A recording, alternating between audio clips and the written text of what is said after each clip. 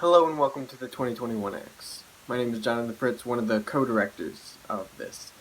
And despite it being quite different this year, the show must go on, and we decided that this could happen, and we made it happen. And I'm really glad it did. It's a very rewarding experience still, despite not being on the stage. I know it's quite a bit different. But the way this performance works is there's going to be separate. Each actor and actress has their one or two characters that they're portraying on a different part of a quarantine cruise ship. Um, I think it was a very good choice. It was very relevant, and I hope you enjoy. Hello, my name is Riley Owens, and I'm one of the co-directors and an actor in the One Acts. And I just wanted to say a quick thank you to Miss Capone for helping organize this and put it all together, Jonathan for being an amazing co-director, and all the actors for their hard work during quarantine. I know it's a tricky situation, but we made it happen. And thank you for watching, and I hope you enjoy.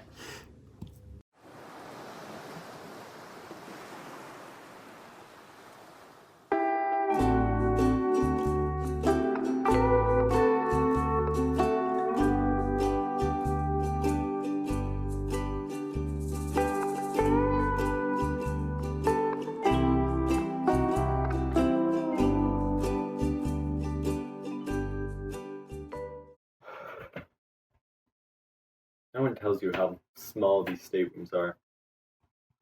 I can just turn around without bumping into the bed, and the toilet doubles as a shower. Which is good, because we ran out of toilet paper days ago. I don't even know what time it is anymore. See, I used to have an intense, pressing OCD. Need to know the time all the time, because of my Apple Watch.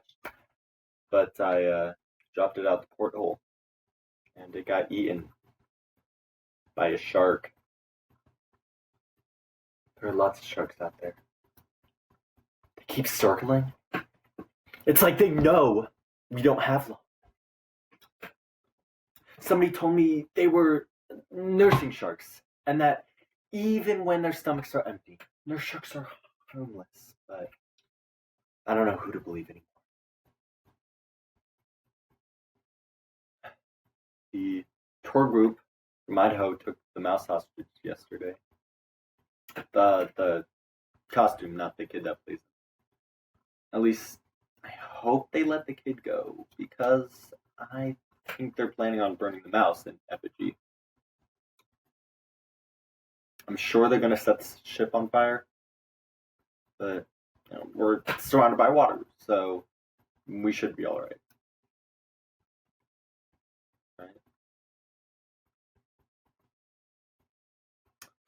I'm spending all my time meditating. There's no TV, and I read all the People magazines I stole from the store. I feel a little bad that I cut them out with my cuticle scissors and pasted them on my wall with toothpaste. These are my friends now. Meghan Markle, Billie Eilish, that one serial killer, Cher. I feel really close to them. I wrote them a song last night after eating old mushroom pizza and getting high from food poisoning. It's a tragedy not to have an exit strategy. Just a menagerie of People magazine celebrities.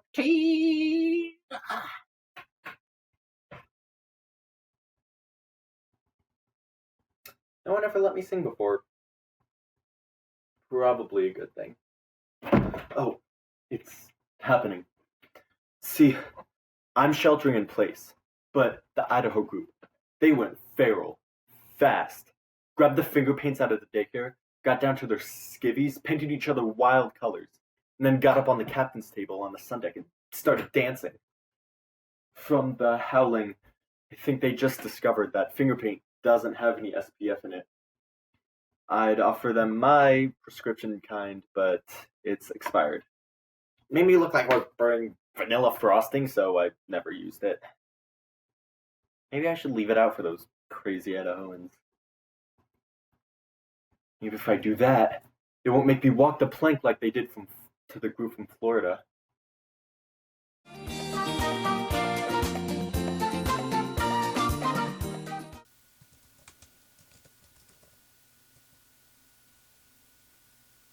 Hello?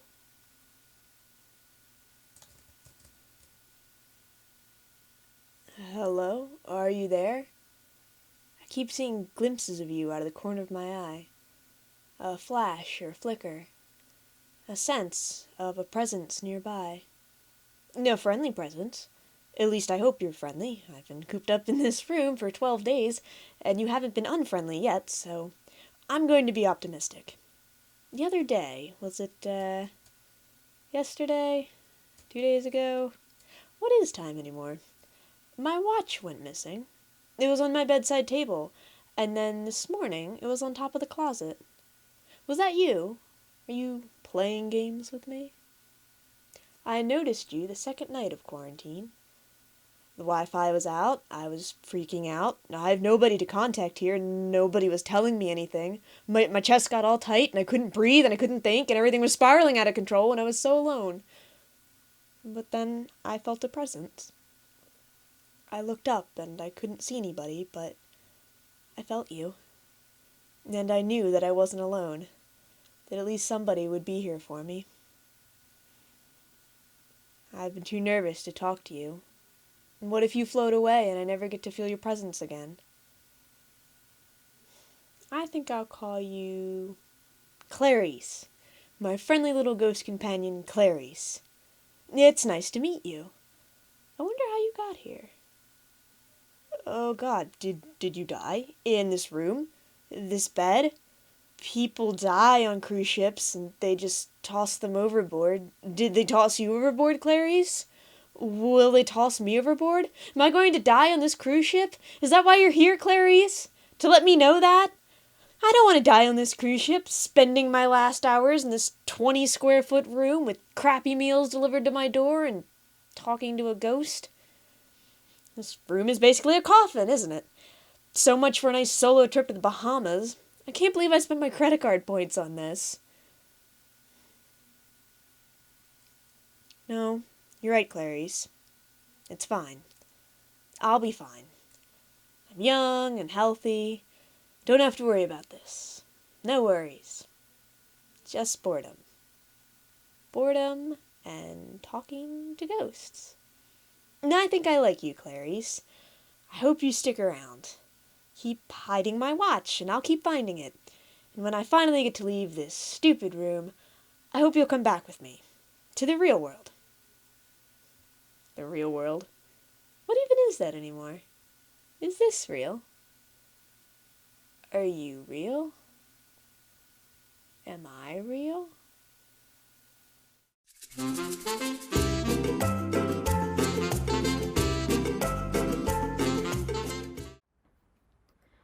This started out as a vacation.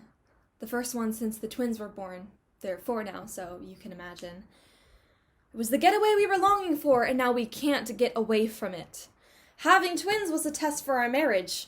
Now lock yourself in a cruise ship cabin with your spouse for longer than expected with no access to the tiki bar. That's a test. We FaceTime the kids every day. My mother has them, thank God.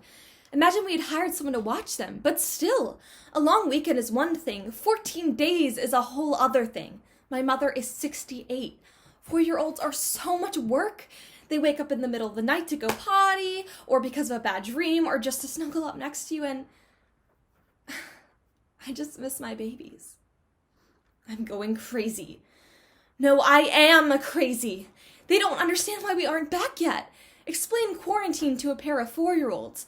Explain a virus or why we have to stay on this boat and knock it off, and that we aren't sick, but we still have to stay, and we might have it, but we don't worry, we don't have it.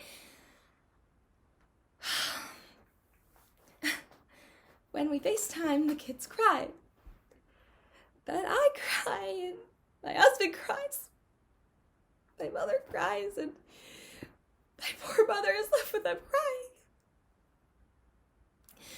She has to answer all their questions at bedtime. She has to tell them that we don't know when Mommy and Daddy are coming home and deal with the fallout. She tells me not to worry. That we're going to get through this. I need to stay strong. The kids are all right. My mom is still being a mom and a grandma. I feel like I can't breathe. The virus is making me feel this way, and I don't even have it. I don't think.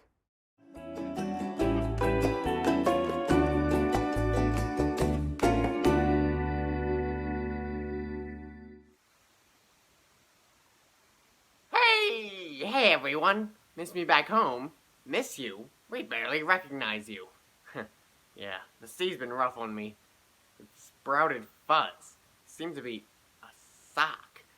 You wouldn't expect life on the ocean to turn you into dirty laundry, but here I am. I'm your worst dirty laundry nightmare. I'm your laundry come alive.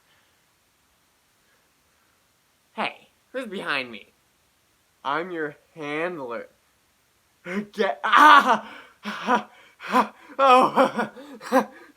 get it, handler? Yeah, you're a real comic genius. Do you mind? I was busy telling the people back home about my transformation. Nice. Becoming single was the best thing that ever happened to you. If you were still a pair of socks, you'd be on my feet. Ha! Oh! Oh. Get it? If you were a pair of socks. You really should laugh at my jokes. Because I own you. I literally bought you to wear. On my feet. I can do what... I literally bought you. I can do whatever I want with you. I can throw you out this porthole. No, you can't. It doesn't open. It doesn't open. Seriously? You know that. You know everything I do. Yeah, I do. Aw, don't be sad. I'm your laundry come alive! That's a nice bit. I appreciate your effort, but we're trapped here. Not forever. Feels like forever. I'm a talking sock! And I'm talking to a sock. Yeah, well, who else you got? Makes complete sense. What if we're stuck here? What if they never let us leave? Viruses have lifespans. We just gotta live the virus. Make sure we do our push-ups. You look ridiculous. This was supposed to be a fun cruise. Supposed to meet new people. People I wasn't gonna run away from. Because I have this issue. I see someone I want to get to know better, and then I just don't know what to say to them. It's like, I know I'm gonna make an idiot of myself, so I just clam up. Clam. But I guess I thought if I couldn't run away from them, I might be able to just relax. Maybe not worry about first impressions or second impressions, or maybe I could not be such an awkward kook. You, an awkward kook.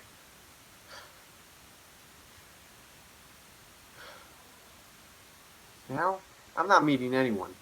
I'm stuck in here in my room with my awkward kook self. And don't tell me this is an opportunity to make lemonade out of lemons, because there is nothing redeeming about this at all. There's no redeeming fruit whatsoever in this situation. I agree, I guess. We just gotta roll with the waves. Roll with the waves. Feel them? Feel the waves beneath us. Rolling. They just keep going, don't they? Yeah.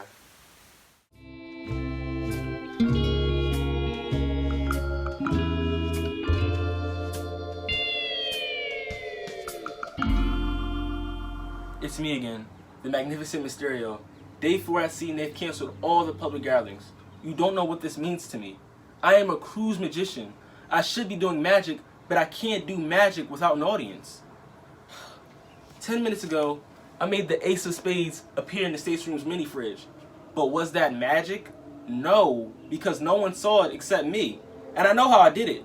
There was no one to be impressed, no one to shout ooh or ah or Mysterio, here's my phone number, which used to happen all the time. I mean, I'm the Magnificent Mysterio. I was so excited to be here. 6 months of cruising around the Caribbean, performing magic for all the different types of passengers. I never imagined I'd be in my room with coronavirus. I thought we'd be like every other cruise and just get no real virus. I just made this appear in my hand. If anyone were to see it, they'd be amazed, they'd be awestruck. But I know that I keep this up my sleeve at all times. And when I need to impress someone, I roll it into the palm of my hand and present it. That's all it is. No magic, no electricity, nothing amazing. Just a shuttle pass, long sleeves, and practice.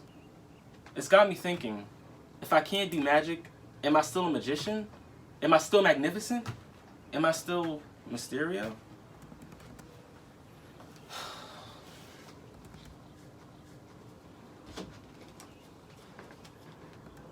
Hello, sir. Pick a card. Any card. Got one? Good. Okay, so was this your card? I give up. I can't do this anymore. Stop calling me Mysterio. My real name is Beth. I'm 28 and single. I still have student debt from going to theater school. I started doing magic because I had a hard time connecting with people. Magic gave me this persona, this confidence, this alter ego that I could use to face the world.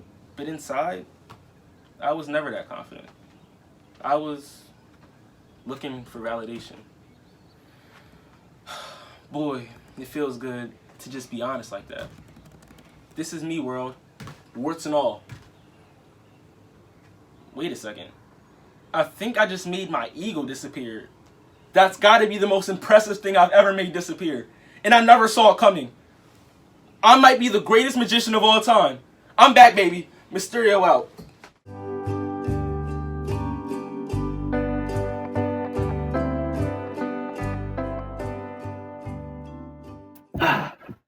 Hey, have you seen my watch? It's one of those fitness ones that counts your steps. Real chunky. Bright blue band. I know what you're gonna say. It must be in your room somewhere, right? I mean, it has to be in my room somewhere, doesn't it? It's not like we've been ashore recently. But anyway, so the band gets itchy sometimes, and I take it off places. And I do like to walk on the ship. At home, I like to run. I'm actually training for a marathon. Half marathon. Canceled now. But did you know you can't run here? Like anywhere on the boat. Even before the quarantine. You can't run. It's like a law or something. Did you know that? So, anyway, the ship staff, the captain or whoever, they say it's okay to walk as long as you don't touch. Don't interact with anybody or anything. So, what are you gonna do if you can't run? You're going to walk. That's what. Now, you know how most people just do 10,000 steps a day? Do you know what I do? I do 20,000 steps every single day. And do you know how long it's been since I missed a day? 4 years. And do you know what's going to happen if I don't find my watch? I'm going to lose my streak. Because there's no other way to put in your streaks, right? So if I can't find my watch, then I'm going to lose my streaks. And if I lose my streaks, then what am I even doing out here? Huh? Just wandering the halls like the official cruise ship ghost? Haunting the halls like some third-rate Harry Potter character?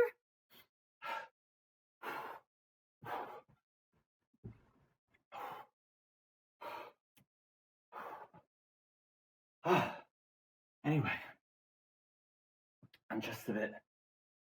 My streak! You know?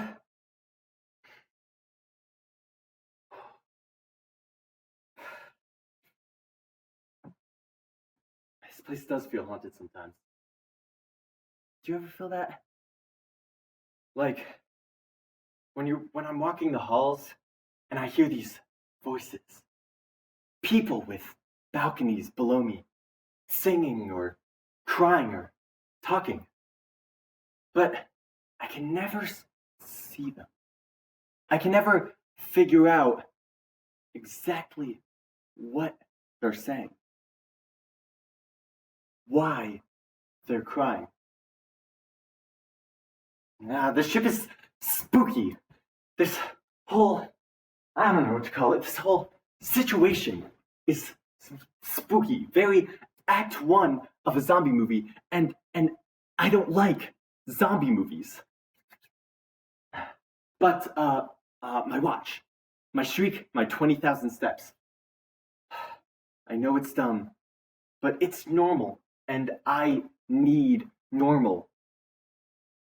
I need my watch. It's chunky and blue.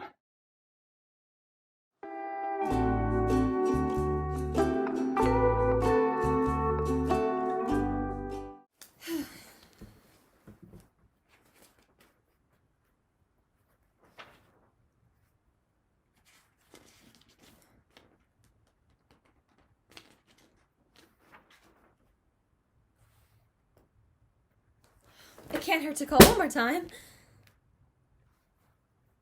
Hi, this is Eleanor Ackland calling from room 9255. I'm sorry to be bothering you again, but I was wondering if you had any updates. Yes, thank you, but I knew all about that. The captain was quite clear earlier, and I'm up to date on all the coronavirus information and quarantine details. I was actually looking for a menu update. Yes, the menu for dinner. Well, according to the itinerary, tonight is formal night, and usually the quality of the meal reflects the quality of the attire. Let me tell you, I am wearing a lobster-worthy outfit. You see, I never go to Marshall's because I hate waiting on the lines, but something told me that if I went there, I would find... Of course, I absolutely understand the severity of the situation, and it's not my intention to waste your time. No, I appreciate everything the staff has done. I just wanted to check on the formal night menu. Okay. Deliveries will start at 5 p.m. on the 5th floor. I had selected late dining, but... No, I understand. By the time you get to the interior cabins on the 9th floor, it may be late dining anyway. Wait! Tell me what's being served? No, let me guess. Prime rib! No, I'm gonna have to go with my gut. Lobster. Is it lobster? Oh, I see. No, I get it. It's a pandemic and we're quarantined. And for our own safety and for the safety of others, we don't have access to the ship and must stay in our cabins. My mom said I should have sprung for the exterior cabin. If you're going on a vacation by yourself like a crazy person, you should have a balcony, or at least a window. I laughed at her when she said an inside cabin would make me crazy. It's just a week, I said. It's so much cheaper. And now I know my mom was right. And I hate when my mom is right. I'm going crazy. Crazy without sunlight, crazy without human companionship, crazy without anything to look forward to. So forgive me for clinging to the small joys of cruise life that I still have. Because I should be going to the new collector's Thomas Kincaid sale in the art gallery, or playing bingo in the Sphinx Lounge, or be getting a live acupuncture demonstration by the Royal Promenade. But instead, I get to watch the life and legacy of Thomas Kincaid on television, play online bingo on my phone, or perform acupuncture on myself using safety pins I'm using to tack my evening gown to my bra. No, that's not a threat. I never went to the acupuncture demo, so with my luck, I'd probably paralyze myself, and when someone finally finds my immobilized body, my bra straps would be showing. I'm sorry. I'm so sorry. I'm being selfish. I'm safe. I'm healthy. I have the unlimited movie package and free Wi-Fi. Can you forgive me? Thank you so much, and again, I'm sorry.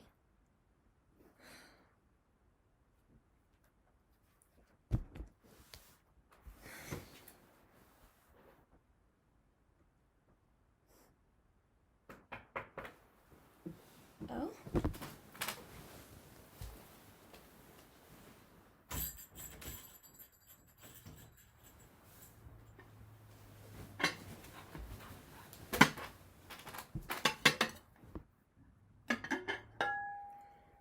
Lobster!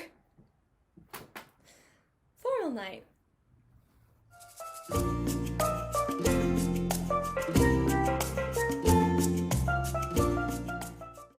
So, I'm a kleptomaniac.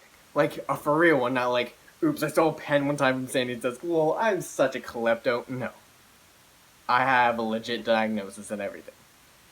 I just steal stuff. It's what I do. Why?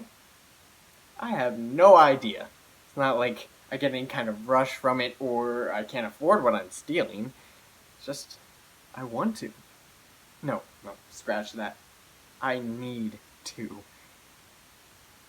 My therapist was not super excited for me to go on this cruise. But I was like, whatever, what do you know about my life, man? And he was like, literally everything. And I was like, good point. But I decided to go anyway because I thought I could handle it. But on the first night here, I stole 13 forks, 3 spoons, a bottle of sunscreen, and this crappy watch that's either from Walmart or it's super expensive. I can't tell the difference, and at this point, I don't care. Did it make me feel any better? Nope. Stop asking me dumb questions. You're clearly missing the point of mental health. Then we heard about quarantine. The announcement over the loudspeakers. The meeting we all had to go to. It was weird. Like, we were hearing about this super contagious disease while we're all packed together like sardines. Dumb. Stole this magazine out of this lady's purse while she was talking to her husband about their kids. Guess they had 4 and they were like worried about them. And I guess I thought it wasn't a big deal until we all got masks and gloves. And we all had to stay in our rooms. And people were like crying and calling their families and stuff. And then I was just like, well, crap. Then I opened up my drawer and I looked at all my stolen junk and was like, what am I doing? And I texted my therapist and I was like, I'm in a weird situation. I'm gonna return stuff. And he was like, that's really good, Alex. And I was like, I don't know. Because for a moment there I felt a sense of relief. Because I steal as a compulsion and it never makes me feel any better. But the prospect of returning made me feel... happy's not the right word. Calm. Calm is better. I never feel calm. So I returned everything. But nobody knows I did it. Probably nobody cares, but I do. And if I can make things better by returning all that random junk, then I guess I did something good. Maybe. I don't know. I need to talk to my therapist about this. That is, unless I get coronavirus and keel over and die in 3 minutes. just kidding, just kidding. Except I'm not. Yeah.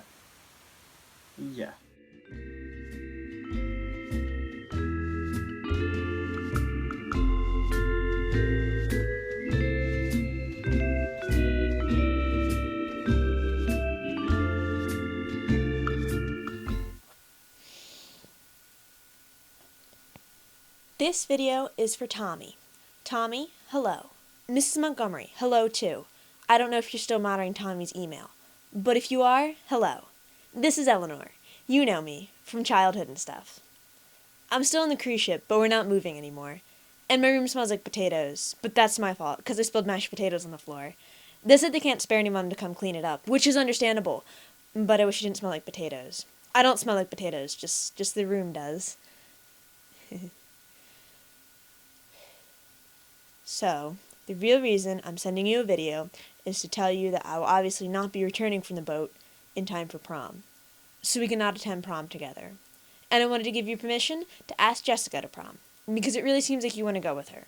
Mrs. Montgomery, don't worry. Your son is not a cheater. Tommy and I are not dating. There are no romantic feelings between us at all. None, seriously. But, yeah, I can't go anymore. And you should still go. And with someone you want to go with. Even if that person is Jessica. She's fine. Sorta. Sorry, I don't know why I said that. I'll edit that part out. Yes, go to the prom with Jessica. She's great. And you two obviously have the hots for each other. I see you guys together, like, all the time, especially after band. And you guys seem to really connected since you switched to the bassoon. Seriously, she's super nice. We sat next to each other in chem last year, and she had a good vibe. Oh my gosh, funny story, super quick. One time during a test, she totally fell asleep. It was so funny. I've seriously never seen anybody do that before. And like during a test, at least it wasn't an AP test, she had like a little bit of drool too. So you can ask Jessica to prom if you want to. And I'll release you from our prom pact. Oh, Mrs. Montgomery, Tommy and I made a pact in 6th grade, when we were both losers, that we would go to the prom together if we weren't in a relationship with other people, or in a relationship with each other, which I know you've teased about before, Mrs. Montgomery. You kind of bring it up a lot. Can you imagine? Barf. Sorry, I'll edit that. So, prom. Sorry, I feel like I'm saying the word prom a lot. Do you ever say word a ton and it just doesn't feel like a word anymore? Prom. Prom. Tommy prom. Sorry, I guess the boat must be getting to me. Boat brain. So, anyway, I should go soon. But, real quick, if you don't go to the prom with Jessica, or if prom doesn't happen at all, we could do, like, our own prom in my dad's basement or something. Remember we used to rollerblade down there? We could do that too. Well, actually, he got it carpeted. You know what? I'll talk to him. There's a dance instructor on the boat leading video lessons, and I've been following along and learning.